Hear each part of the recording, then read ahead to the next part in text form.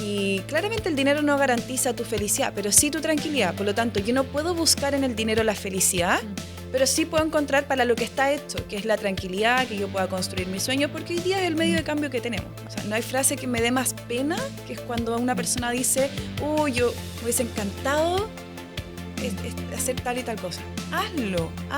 Si no sabes cómo rentabilizar tu negocio, busca a alguien que pueda hacerte una mentoría. Haz trueque. De repente, oye, yo te propongo hacer esto y tú me haces una mentoría si es que no tienes plata. El otro día leía un estudio que hicieron con 3.000 personas que se ganaron la lotería. La mayoría no declaraba ser más feliz después de haber ganado la lotería.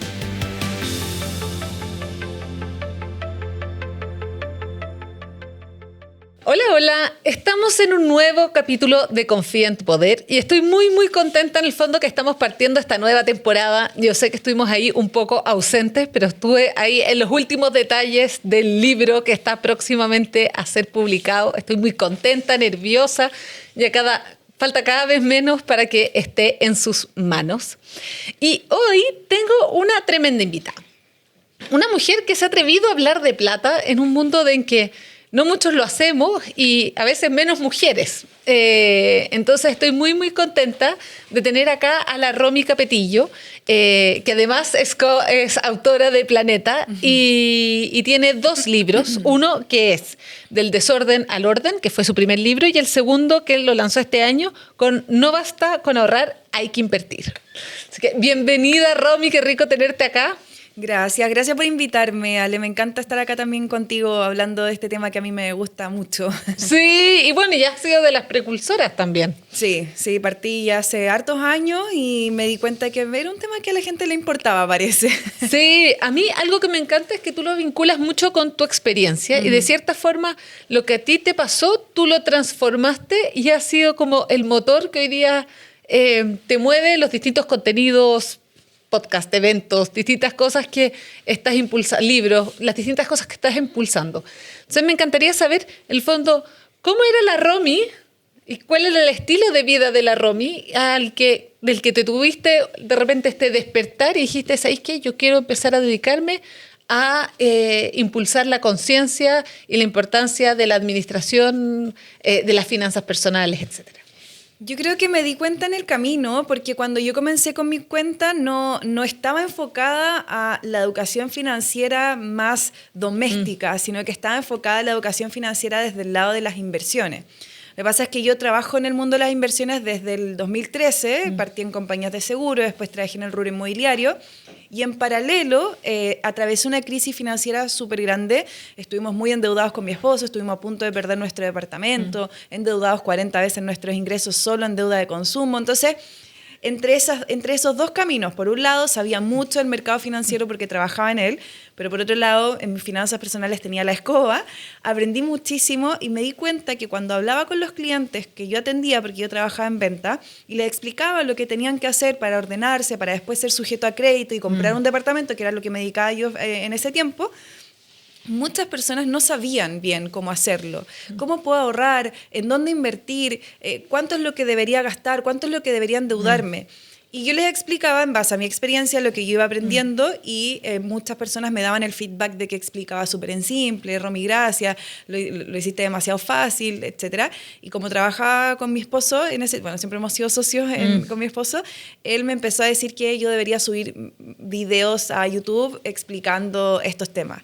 Y me hacía tan poco sentido porque yo decía, yo quería ser actriz, finalmente no me titulé como actriz, terminé trabajando en venta, estábamos endeudados, ¿quién era yo para hablar de estos temas?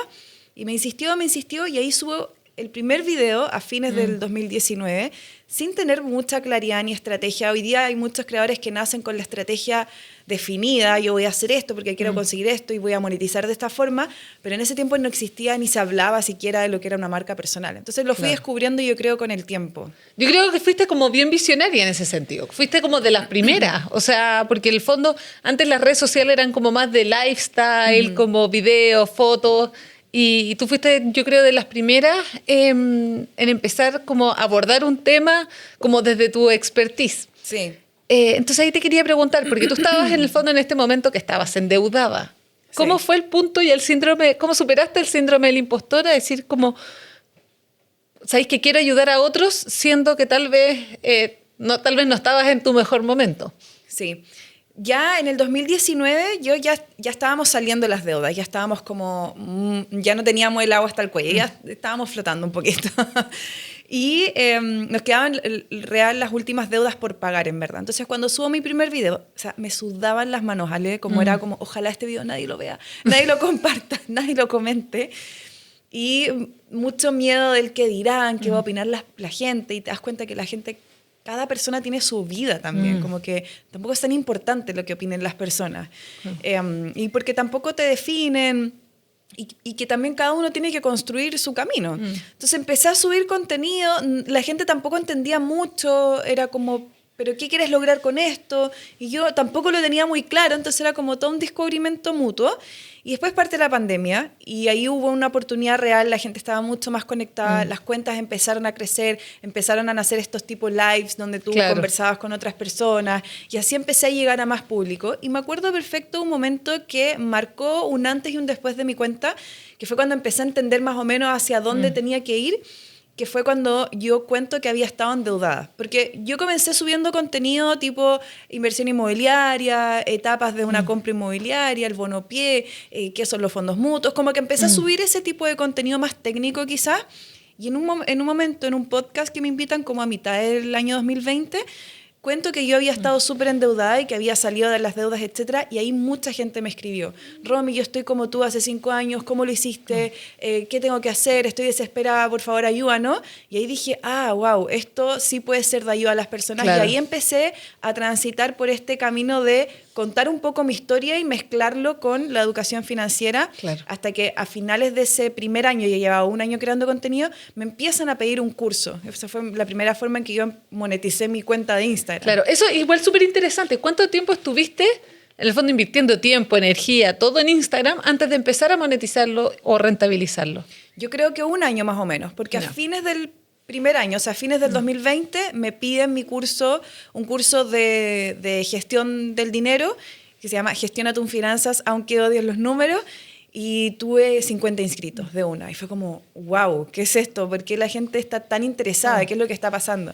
Y ahí también, en paralelo, yo me seguía educando, seguía aprendiendo de distintas cosas, pero nadie hablaba de dinero, insisto, de economía doméstica. Como que se hablaba mucho de la economía, de las inversiones, que está bien, está perfecto, pero nadie hablaba de, oye, ¿cuánto puedo usar de la tarjeta de crédito?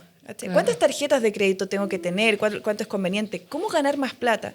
Todas esas cosas las fui aprendiendo también en el camino y las iba compartiendo con la comunidad. Con la comunidad. Qué buena.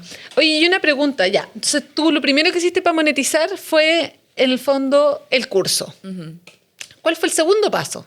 El segundo paso fue cuando me contacta una marca y me dice que quiere hacer un live conmigo y que cuánto le cobro. Y yo, ¿qué? ¿Esto se paga? Porque yo feliz hubiese hecho, uno cuando está partiendo feliz hace cosas gratis también, porque tampoco uno sabe cómo funciona. Hoy día, insisto, hay mucha más información. Hoy día de partida tenemos como un título, creadores de contenido, ¿cierto? Antes era la niña que hace los videos de finanzas, me decían. ¿Sí? Entonces me escribe una marca y yo no sabía cómo cobrar porque no tenía idea, y me acuerdo que le escribí a otro influencer también de finanzas y le dije, oye, ¿cuánto crees que vale esto? Y ahí me dijo un monto, lo propuse y me lo pagaron. Y fue como, mira, está bien.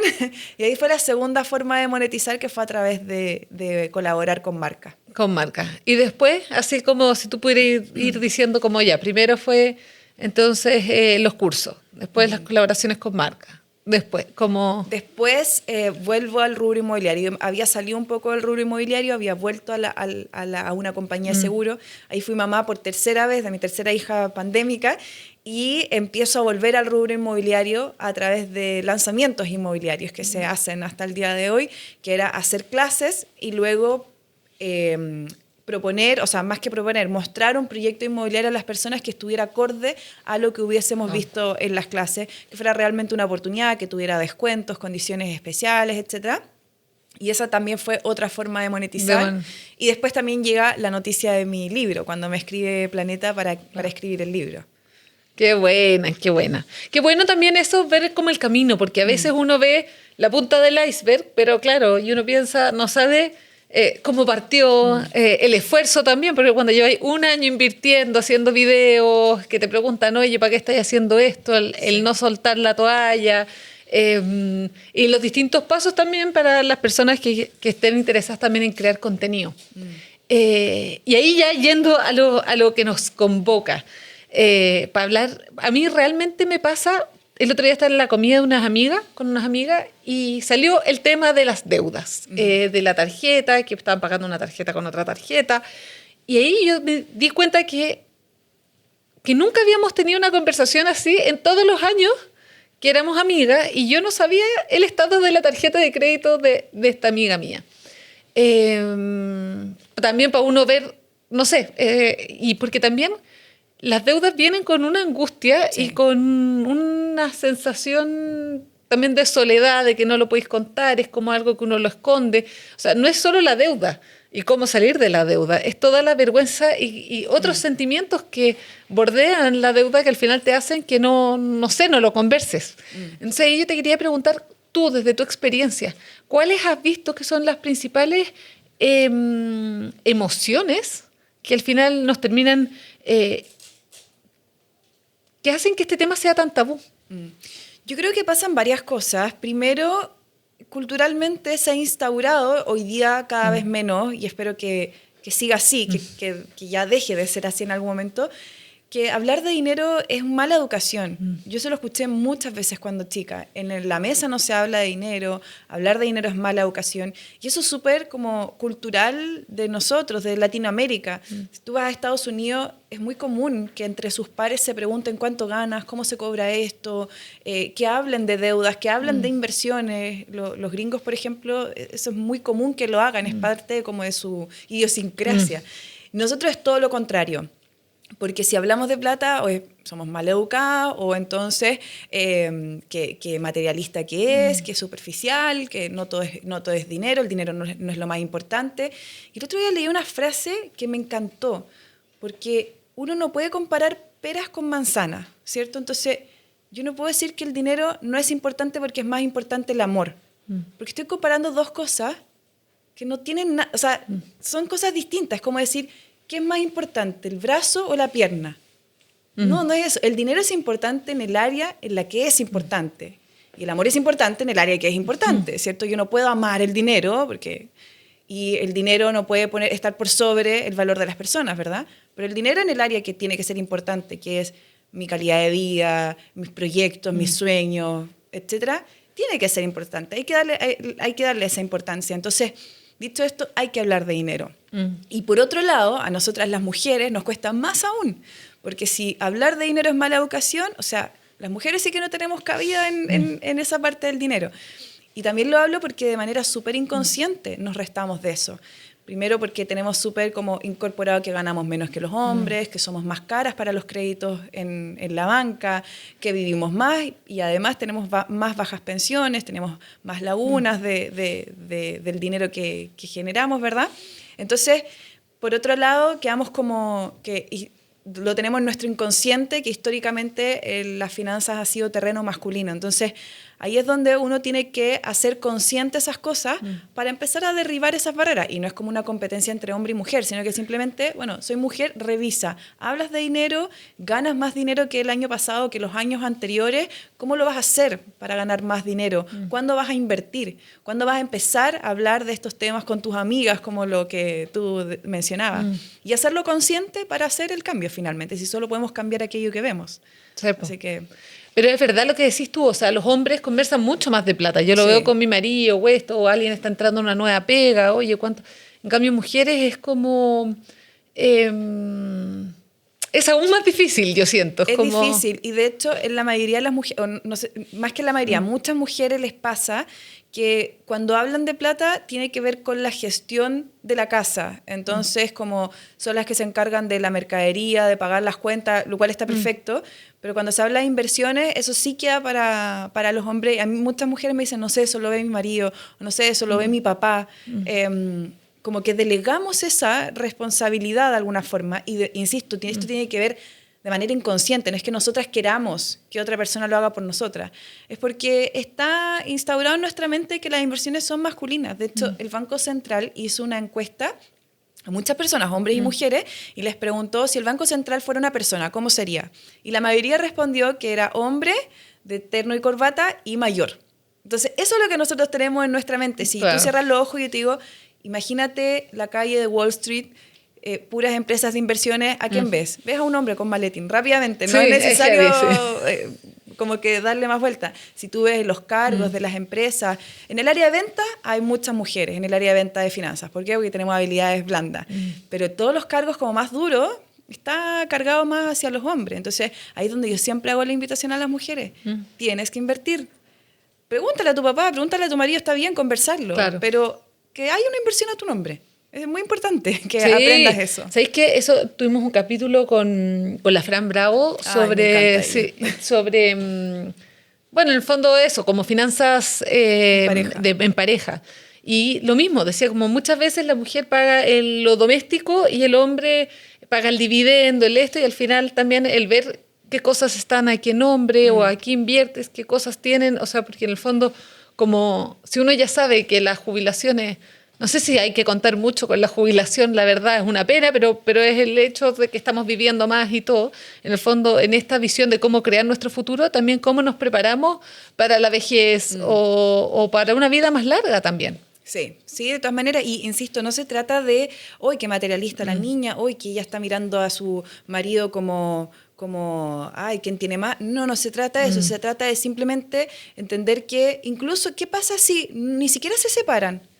Si él deja de estar en este plano, o si pierde su trabajo, tú también tienes, y puedes, no es que tienes, puedes ser una mujer inversionista, una mujer que genera ingresos, una mujer que puede tener más de lo que ya tiene. Entonces, es buena esa conversación en pareja. Sí. Yo siento que igual una de las grandes piedras de tope en esta conversación es como la maternidad, porque al final uno mira el gráfico de The Economist y está claro que los hombres y mujeres, los sueldos, todo es bien parejo, hasta que en el fondo llega la maternidad y viene la carga mental y bueno, otros temas que hemos... Bueno, no son ninguna sorpresa para ninguna mujer, menos las que escuchan acá el podcast, que lo hemos tocado en distintos capítulos, pero de repente también viene esta sensación como que el ser ambiciosa o el querer ganar más dinero también puede ser como dejar la familia botada o yo siento, no sé ponerle nombre, pero es algo que yo he sentido, como de repente tal vez me lanzaría un proyecto que puede ser muy bueno económicamente, pero me asusto que me quite más tiempo, entonces al quitarme más tiempo tenga que dejar la familia botada. No sé si tú has visto algo de eso con las personas que has trabajado, o si te ha pasado a ti, o si te ha pasado, cómo lo has superado. Sí, yo creo que hay ciertas preguntas que también como que aprendimos a normalizar, que es como cuando uno está trabajando, ay, ¿con tu hija, con quién están? Y esas preguntas típicas que no le hacen a los hombres porque dan por hecho que están con la mamá y eso es como lo correcto. Claro. Yo también creo que es súper importante, obviamente, que los hijos estén con la mamá. También hay miles de estudios de que crecen mucho más en confianza consigo mismos si están en contacto con su mamá, pero también con su papá. Yo creo que es súper importante buscar equilibrio en la vida. O sea, si yo me voy a volcar 100% al trabajo y voy a descuidar mi relación con mi familia, más allá de con mis hijos, con mi familia en general, tampoco lo veo como sano. Y tampoco lo veo sano a que renuncies a tu vida y te dediques 100% a tu familia. Si es que no es lo que quieres. Porque hay mujeres que es lo que quieren y está bien. Y también no me parece correcto enjuiciar a las mujeres que deciden quedarse en la casa o a los hombres que deciden quedarse en la casa, porque me parece súper válido ambas partes. Oye, yo voy a dejar de trabajar un año y tú trabajas, listo, perfecto. Es súper válido. Creo que de repente, justamente por las redes sociales, se generan muchos prejuicios de cómo tiene o no tiene que vivir cada uno su vida. Y ¿sabes qué? Yo creo que cada persona es un mundo completamente diferente y toma decisiones en base a su contexto familiar, su vida, y nadie debe sentir el derecho de cuestionar eso. Sí. ¿Sabes? Como de decir, sabes que esa forma no está correcta, tienes que hacer esta forma. Claro. Entonces, culpa, no hay que sentir culpa. Es tu vida, tú sabes por qué estás transitando por ese camino. Puede ser. Oye, y ahí, cuando mencionaste las redes sociales, también como que me puse, como que dije, oye, ¿cómo ves tú la relación entre las redes sociales y las finanzas personales? Porque yo siento que las redes sociales, si bien nos ayudan a través de contenidos como el tuyo, también te muestra la última cartera del momento, la última moda del esto. Entonces, como que también la comparación social ha hecho que tal vez gastemos más en cosas que no necesitábamos, o el reel, distintas cosas. Yo siento que tengo esa percepción de las redes sociales que de repente nos muestra un estilo de vida o cómo sería una visión del éxito que yo no considero, lo digo al tiro, claro, pero yo creo que la visión, cada uno define su definición de éxito, pero sí de repente es muy fácil sentir que, oye, no tenéis la casa tan linda como la del lado, el pasto del lado siempre es más verde y eso siempre pasa en todo orden de cosas, como desde la pega hasta lo que compras, hasta como con qué te vistes. ¿Cuál crees tú que ha sido como el impacto de las redes sociales en nuestras finanzas personales? Yo creo que claro que hay un impacto, o sea, uno lo ve, en estas épocas se viene el cyber, por ejemplo, y la cantidad de dinero que invierten las marcas en redes sociales es impactante. De hecho, hoy día el presupuesto de marketing de las marcas en redes sociales supera el presupuesto en las comunicaciones, los medios de comunicación tradicional. Eso te muestra que efectivamente las redes sociales están agarrando un vuelo muy importante. Hay un documental que está en Netflix, se los recomiendo, que se llama Compra Ahora o Compra Ya, algo así, que habla justamente de las estrategias que usan las marcas y las grandes empresas para mantener el consumo constantemente. De hecho, mostraban como antes, por ejemplo, una marca podía hacer 2 colecciones al año.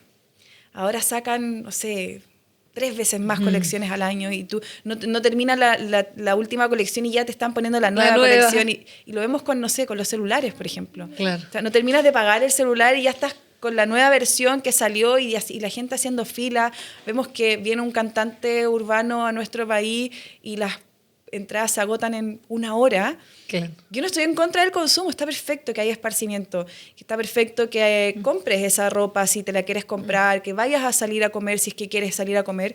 Lo que uno tiene que encontrar, volviendo al equilibrio, es eso, en que no descuides la parte importante de tus finanzas, que es tus gastos básicos y ahorrar por todo esto otro. Entonces, ¿qué pasa? Después me dicen, Romy, no puedo ahorrar, pero se compra un café todos los días en una cafetería conocida en nuestro país, que los cafés no bajan de los 4.000 pesos. Entonces, ya están como en los 6.000.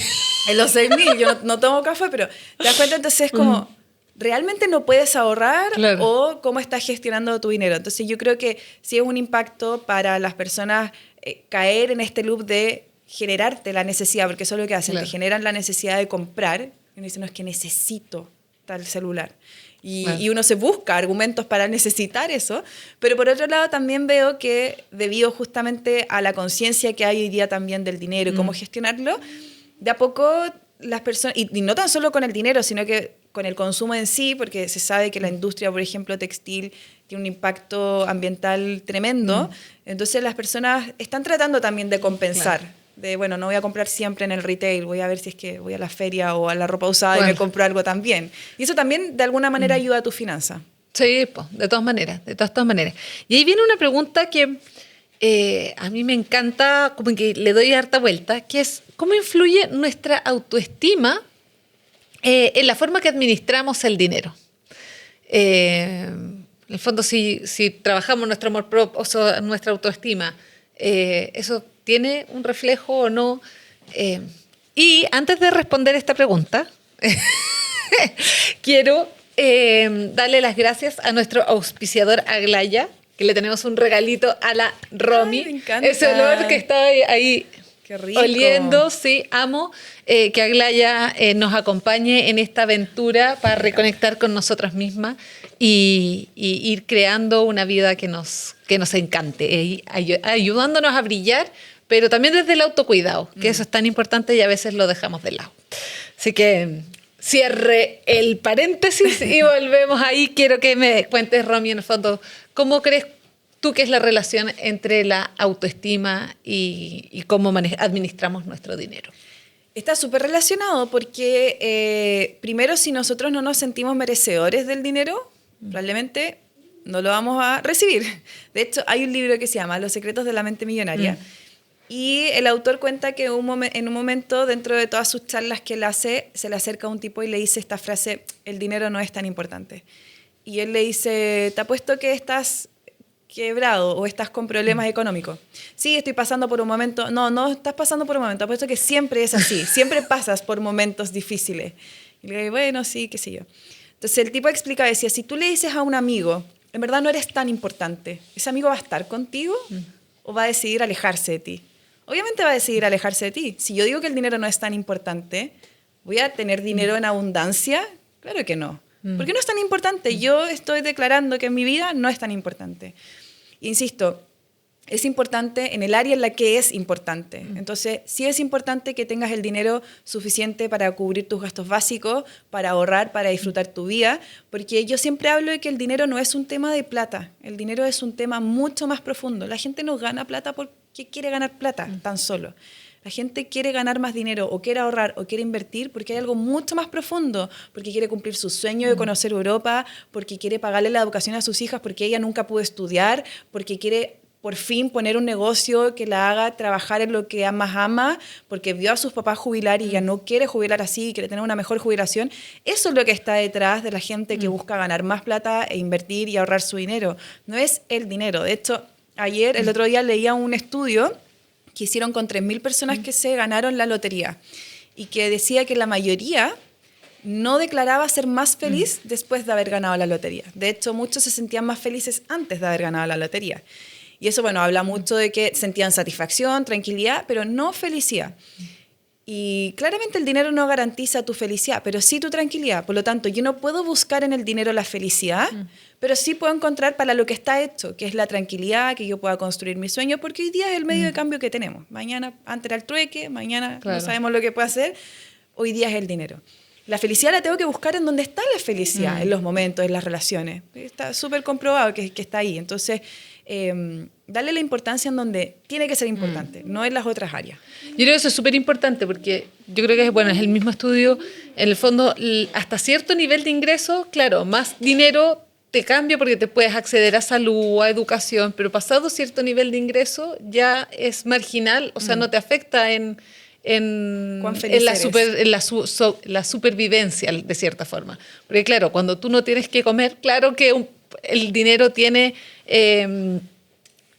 te cambia realmente tu nivel de bienestar, pero en el fondo, si ya tienes un techo, aunque no sea el fondo como ciertas cosas básicas, el checklist como comida, techo, o sea, de cierto ingreso para arriba, que ahí depende de cada país. Yo me acuerdo que el estudio lo tenía medido como por el PIB per cápita de cada uno. Se me olvidó, me acuerdo que lo vi hace mucho tiempo.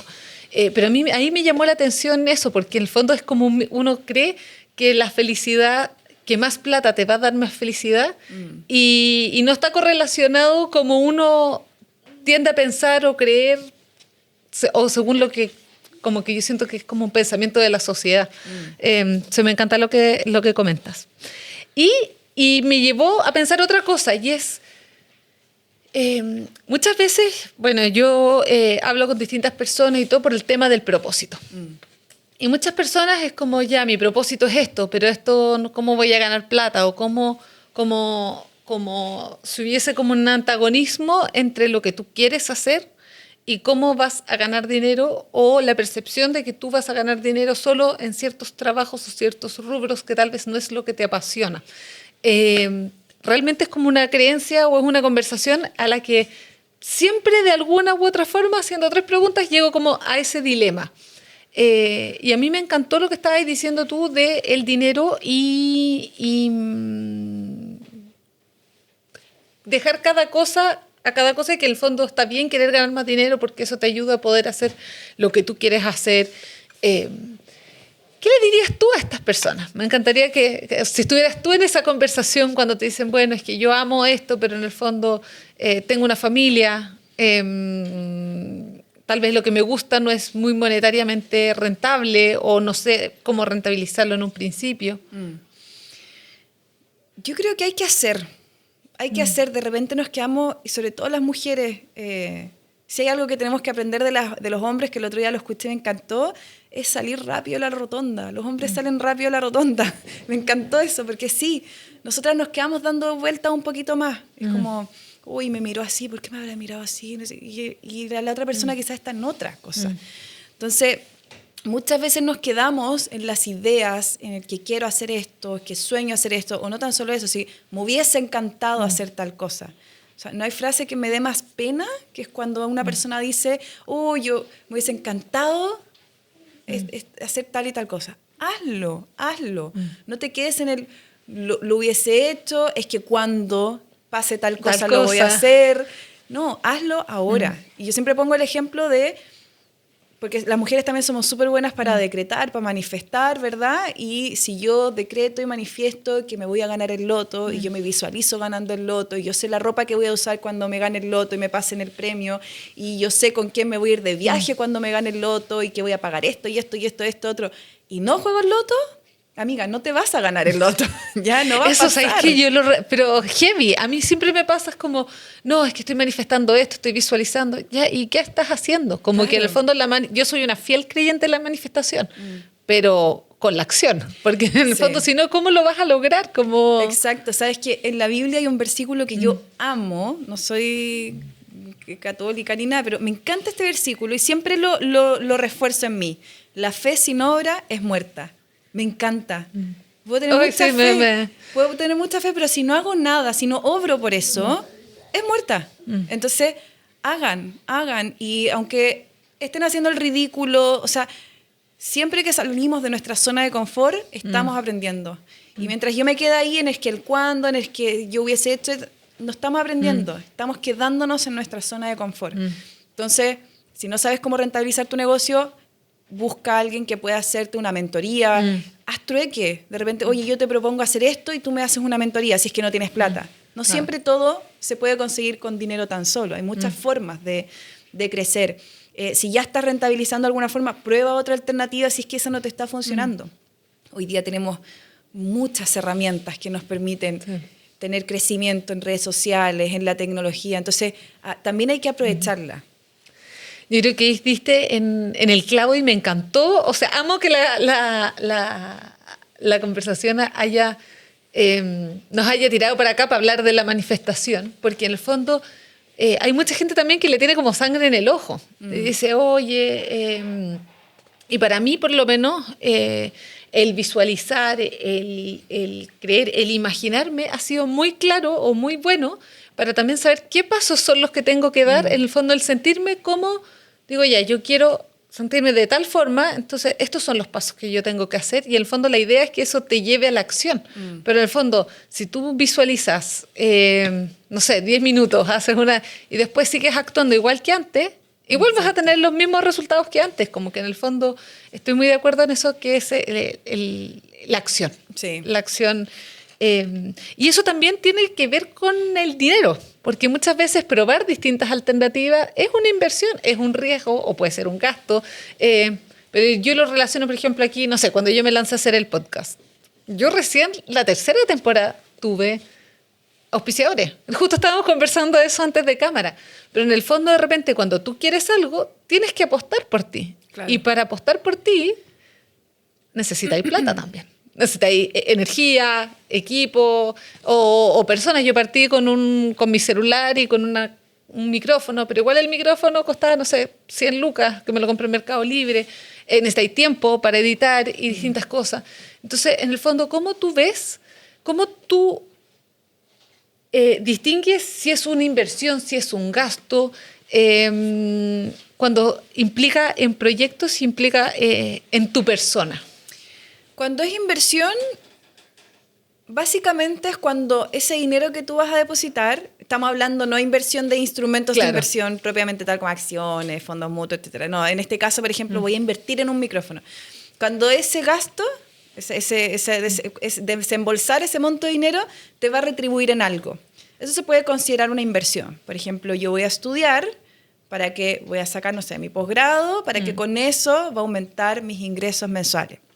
Uno tan celoso, yo voy a comprar un micrófono porque yo apuesto a que el día de mañana va a llegar una marca y me va a auspiciar para mi podcast. Entonces, si tú estás haciendo un gasto que te va a retribuir en el futuro, podría llamarse una inversión. Ahora, como en toda inversión, siempre está el riesgo de que te compres el micrófono y desde que se echa a perder o nunca ninguna marca se interesó o ningún invitado quiso ir a tu podcast, qué sé yo. Siempre está el riesgo de que las cosas no funcionen, como en todo negocio, como en toda inversión. Pero que eso no te frene porque siempre hay aprendizaje. Siempre hay aprendizaje cuando algo malo, entre comillas, ocurre. Yo creo que eso es súper importante porque al final es como miramos el fracaso también, porque todos hay cosas que no nos han salido o no nos salen como queremos. O sea, como... Pero es la diferencia de cuando tú algo lo ves como un fracaso o como cuando lo ves como un aprendizaje. Y dices como, oye, ya, bueno, esto no, pero ¿qué aprendí? Ya, para adelante. O sea, yo creo que los mayores aprendizajes cuando uno cierra los ojos y empieza a echar la cinta para atrás, no fue cuando hiciste las cosas todo bien. Los mayores aprendizajes siempre fue... no sé, por ejemplo, ¿cómo aprendiste a andar en bicicleta o en patines? Te caíste muchas veces.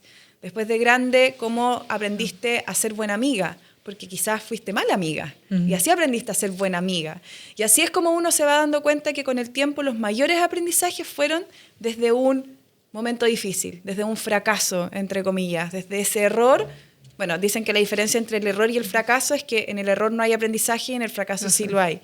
Entonces, yo creo que los mayores aprendizajes siempre son cuando las cosas fueron difíciles, no fáciles. Y qué buena esa analogía si la llevamos al dinero también, o a nuestra relación con la plata, porque a veces uno piensa que, porque no fui buena con los números tal vez en el colegio, o porque estuve endeudada, o porque tal vez mi primer emprendimiento no funcionó. No, yo no soy emprendedora, o no tengo... Yo eso también ya lo he escuchado mucho porque en el fondo queda como uno tiende a etiquetarse y eso al final te quita seguridad para volver a lanzarte a otras cosas. En respecto a los números, en el fondo a ti, ¿cómo fue tu proceso o qué pasos, qué recomendación le darías tú a alguien que estuviera en la situación de la Romy de hace 5 años? Que estuviera con una deuda y que realmente no sabe cómo salir y más encima ahora con el costo de la vida y todo, y que en el fondo ve en ti una referente de cómo poder dar vuelta a la tortilla. A mí me da risa porque mientras más pasa el tiempo, más me doy cuenta que las finanzas no tienen nada que ver con números. Van a decir, pero Romy, ¿cómo? Si el Excel. Sí, pero por ejemplo las inversiones, está súper comprobado que no es nada racional. La gente cuando invierte, en la teoría es racional, pero la gente cuando invierte es súper emocional. Entonces sale Trump diciendo que va a subir los aranceles y cae el mercado porque toda la gente retiró su dinero. Porque tomó una decisión emocional, no es racional. Ni siquiera han subido todavía los aranceles, ¿cachai? No es racional. Pero todavía ni siquiera pasa. Bueno, solamente habló y el mercado cayó, porque la gente emocionalmente dijo, ¡ah! Y sacó mi plata. Lo mismo pasa con cuando uno gasta de más. ¿Por qué gastaste de más? Y si tú te pones a mirar, ese día yo tenía pena y me compré una comida a domicilio. O yo ese día tuve un mal día en mi trabajo, entonces fui y me compré una cartera. ¿Sabes que eso me pasaba a mí? Yo, ahora que lo decís, me vi absolutamente identificada. Yo, una pega que me queda muy cerca del Parque Arauco. Y literalmente, yo el mal día sentía que me merecía comprarme algo como... Y era como, menos mal, bueno, después emprendiendo como que ese hábito lo tuve que dejar, porque en el fondo uno como que empecé la plata que ganaba a reinvertirla en mis proyectos y como que me alejé obligatoriamente del mall para no tentarme, ¿cachai? Como que dije, ya no, yo ahora todo es para mis proyectos, como... pero sí me acuerdo eso, de salir de la pega y salir como un mal día y decir, ¿sabes qué? Ya, como voy a ir a ver como ropa para alegrar, y era como mi consuelo, como... Claro. Entonces está súper relacionado con lo emocional, por eso tú me preguntas qué tiene que ver la autoestima. Todo que ver. Por ejemplo, el otro día una persona me dijo, no, yo no tengo deuda, nunca he tenido una tarjeta de crédito y no quisiera tener nunca una tarjeta de crédito, pero quiere comprar una propiedad con crédito hipotecario. Entonces yo le decía, tienes que tener una tarjeta de crédito, tienes que endeudarte. Y cuando empezamos a conversar, ella había visto cómo a su papá le habían sacado los muebles de su casa por deudas. Y eso ella la dejó tan marcada de que la deuda es mala de partida, porque te quitan tus cosas. Eso es lo que finalmente queda en el inconsciente. En el fondo el cerebro es un archivador. Y cuando yo voy a tomar alguna decisión de lo que sea, yo voy a ese archivador, veo dentro de mis recuerdos qué es lo que sé, qué es lo que no sé, y desde ahí tomo decisiones. Entonces, ella cuando va a las deudas, va a su archivador y ve a su papá que le quitan los muebles. Entonces, no quiero deudas. Y es súper inconsciente, ¿cachai? Entonces, está súper relacionado con lo emocional, con la historia para atrás. Por eso yo siempre le hago esta pregunta a la gente. ¿Qué escuchabas sobre el dinero cuando eras niña, cuando eras niño? ¿Qué veías sobre el dinero? ¿Cómo eran tus papás con el dinero? Y muchas personas me dicen, no, me decían esto, algunas cosas positivas, otras cosas negativas, y es súper bueno hacer ese análisis para identificarte cómo tú te estás relacionando hoy día con el dinero, porque así como heredamos el color de pelo, el color de piel, los ojos, hasta las mismas frases terminamos diciendo de nuestros papás, bueno, también heredamos la relación con el dinero.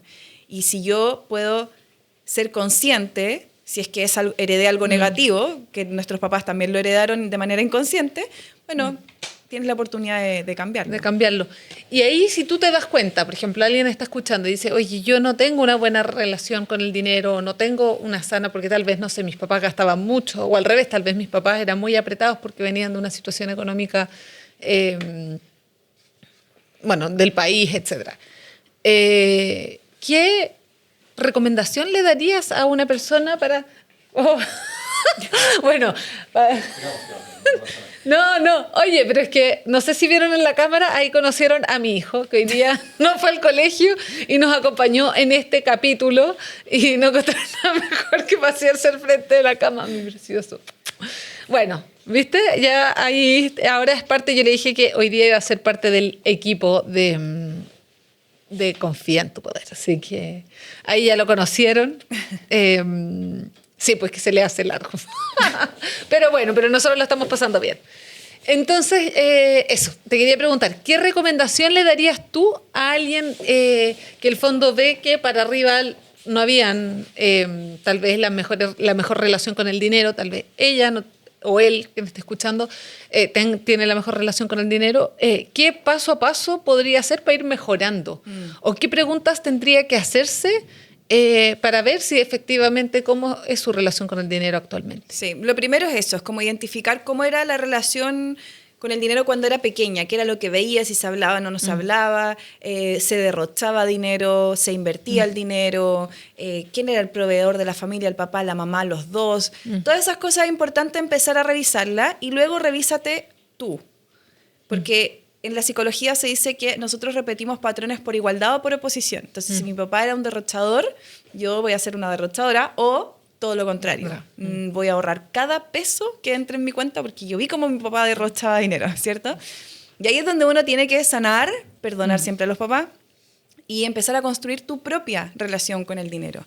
Entender que es un medio que hoy día te permite cubrir tus necesidades, te permite ahorrar para cumplir tus sueños y tus objetivos, y empezar a gestionarlo desde esa forma, dividirlo en 3 partes.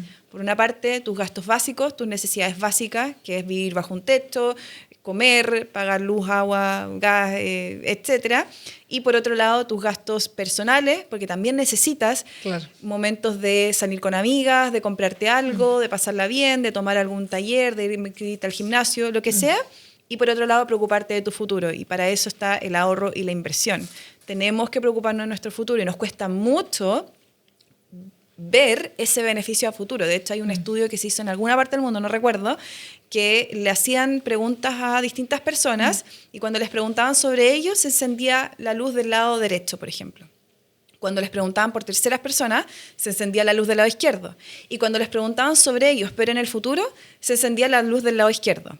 ¿Qué arrojaba este estudio? Que cuando te preguntaban sobre ti en el futuro, lo veías como una tercera persona. Por eso nos cuesta ver el beneficio del ahorro, porque lo estoy viendo como que si fuera un beneficio para una tercera persona, no lo veo para mí. Claro. Entonces tenemos que ver que ese beneficio sí lo vamos a recibir, porque si bien sí podemos morir mañana y todas esas cosas que uno dice, estadísticamente hay más probabilidades que vivas mañana. Entonces también tenemos que preocuparnos del futuro. Claro. Sí. Oye, y una pregunta, porque en el fondo, tal como hablamos que las deudas nos daban una intranquilidad, en el fondo la idea es avanzar hacia una tranquilidad financiera. En el fondo, cómo poder dedicar nuestro tiempo y energía a las cosas que nos entusiasman y nos hacen soñar y que en el fondo el dinero sea una energía que nos apoye a nuestro favor y que no sea un limitante y que nos esté quitando energía para poder de enfocarnos en lo que queremos. ¿Cómo tú dirías que primero, qué significa para ti la tranquilidad financiera y cómo tú ves que deberíamos avanzar hacia ella? Para mí la tranquilidad financiera es como yo estoy viviendo hoy día, que en el fondo yo hoy día cuento con... Y todavía no tengo libertad financiera. Esto quiere decir que todavía no cuento con los ingresos que me permitan vivir sin trabajar, o sea, que provengan solamente de mis inversiones. Eso es la libertad financiera. Pero sí cuento con tranquilidad financiera porque tengo los ahorros e inversiones que me permiten que en caso de que, por ejemplo, por 3 meses yo no genere ni un peso, yo igual tengo esos ahorros que me puedan apoyar en ese momento. Entonces, creo que la tranquilidad financiera es súper importante y es como el primer paso que se busca adquirir, porque la libertad financiera es un poco más difícil, más no de imposible, largo plazo, claro. Más de largo plazo, no imposible.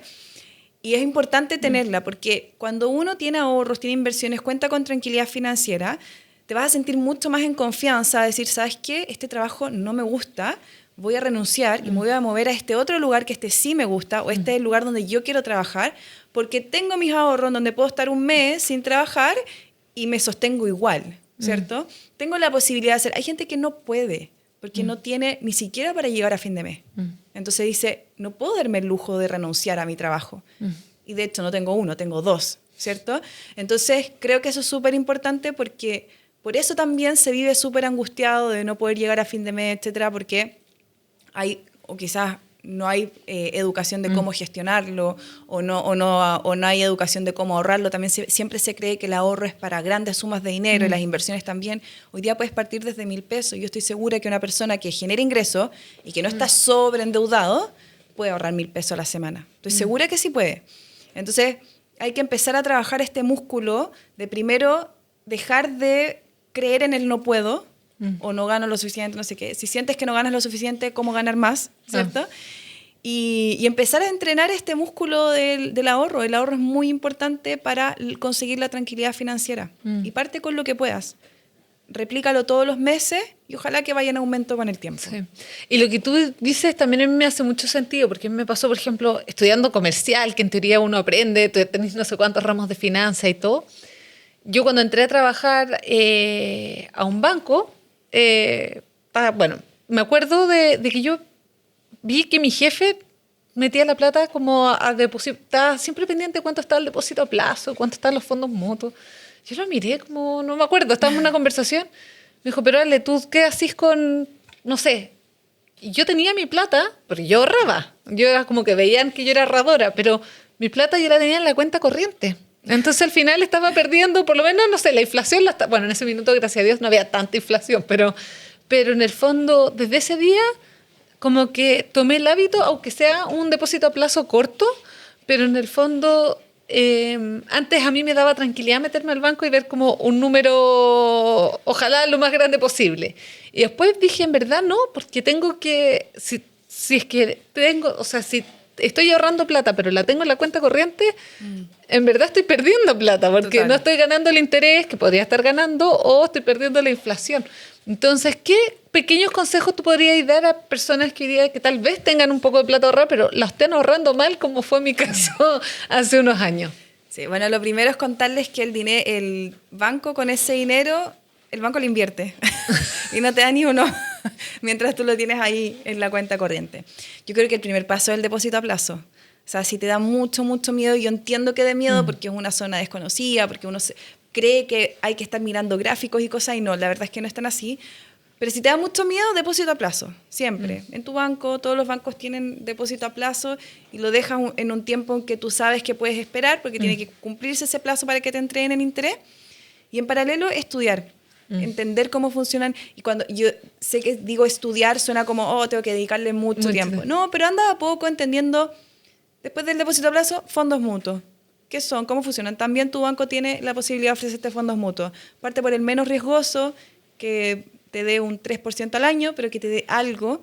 Y así empiezas a entender cómo funcionan los instrumentos de inversión. Después puedes averiguar inversión inmobiliaria, súper estable. La mayoría de las personas gana dinero con la compra y venta de propiedad. Entonces, empezar de a poco, no querer llegar y abarcar todo, que eso de repente es uno de los principales errores, como quiero invertir y mañana ser millonaria. A mí me han hecho esa pregunta, ¿cómo puedo duplicar mi capital en un año? No se puede, pues si no es magia, hay que ir de a poco, hay que entender, hay que conocer. Entonces, la paciencia es lo más difícil. Sí, pues, es como todo, como en todo. Heavy que hay que ir cultivando la paciencia. Oye, se nos acabó el tiempo y estoy pensando, igual me quieren preguntar.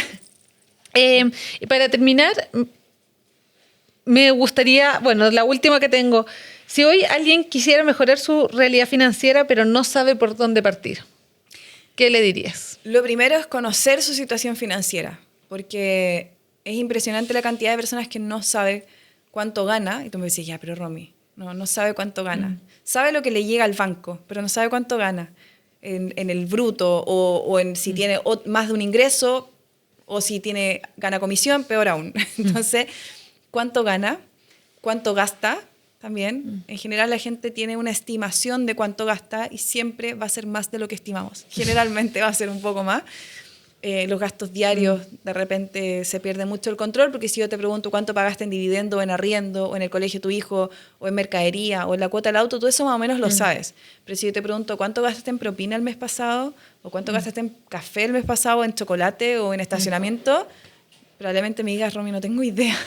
Y ahí se va mucho dinero, entonces hay que poner, ojo, cuánto gano, cuánto gasto, y por otro lado, cuánto debo.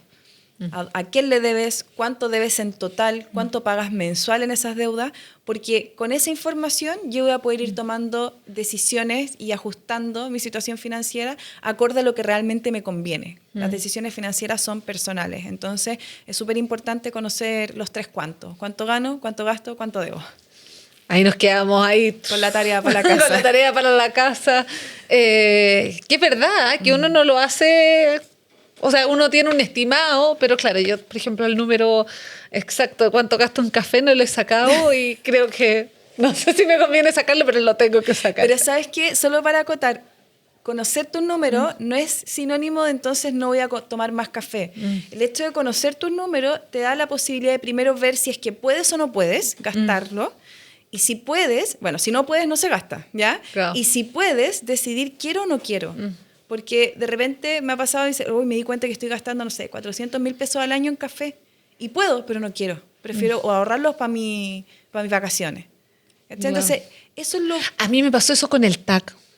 Como de esos costos, cuando caché lo que gastaba en TAC, dije, heavy, como que ese para mí es como un costo hormiga que realmente me sorprendió. Sí. Entonces, más allá de que no dejen de tomar café, no se trata de eso, se trata de que gastes en lo que se te dé la gana siempre que tu presupuesto te lo permita. Claro. Eso. Oye, se nos hizo corto, pero bueno, espero que a todas les haya servido y les ayude también porque muchas veces hablamos como si el bienestar estuviera como separado de las finanzas y al final hay un bienestar financiero, entonces realmente es clave para cómo estamos con nosotros mismos y también para empoderarnos y poder ir creando una vida que queremos. La dimensión financiera es un pilar y no hay que negarlo y a veces creemos que no hablar, como decías tú, no hablar de plata nos hace más espirituales y no. No, la plata también es energía.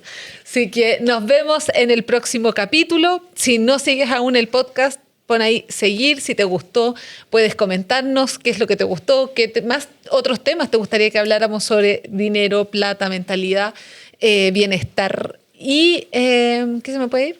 Nada, y bueno, les aprovecho de contar de que ya la próxima semana, al parecer sale a preventa mi libro, así que ahí les voy a estar contando. Un abrazo grande. Sí, qué nervio. Qué nervio, pero te va a ir muy bien. Sí, yo también tengo, le puse tanto cariño que sea lo que sea, pero lo importante es que sirva. Así que nada, les mando un abrazo muy, muy grande. Mil gracias, Romy, por venir acá. Y nos vemos. Chao, chao. Chao.